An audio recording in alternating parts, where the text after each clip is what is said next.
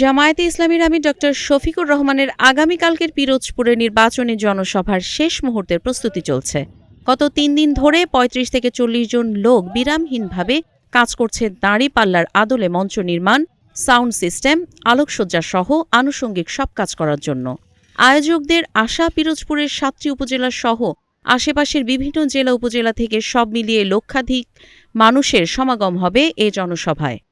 ৬ ফেব্রুয়ারি শুক্রবার সরকারি বালক উচ্চ বিদ্যালয়ের মাঠে পিরোজপুরে বাংলাদেশ জামায়াতে ইসলামীর আমির ডক্টর শফিকুর রহমানের নির্বাচনী জনসভা হবে। সমাবেশে আমরা হেল্প করার জন্য এবং স্বেচ্ছাসেবক যে আছে ভাইরা স্টেজের কাজ করতেছে, আমরা তাদেরকে এখানে হেল্প করতেছি।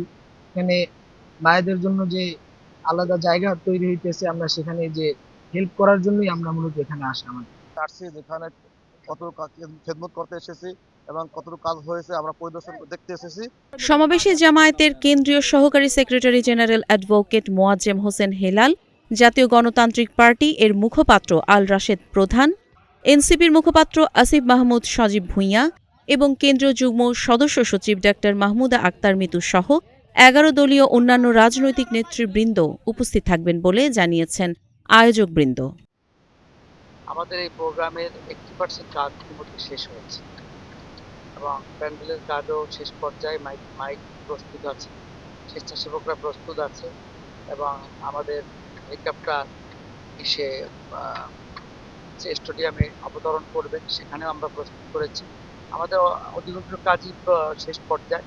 আল্লাহ কালকের আমরা 11টা থেকেই আল্লাহ আমাদেরকে দয়া করেন, 11টা থেকে আমাদের জনশক্তি আসা শুরু করবেন। 3টায় আমাদের জনসভা।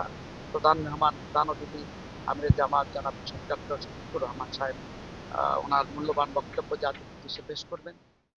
আমরা আশা করতেছি যে আমাদের এই জনসভায় প্রায় লক্ষাধিক লোকের সমাগম হবে ইনশাআল্লাহ।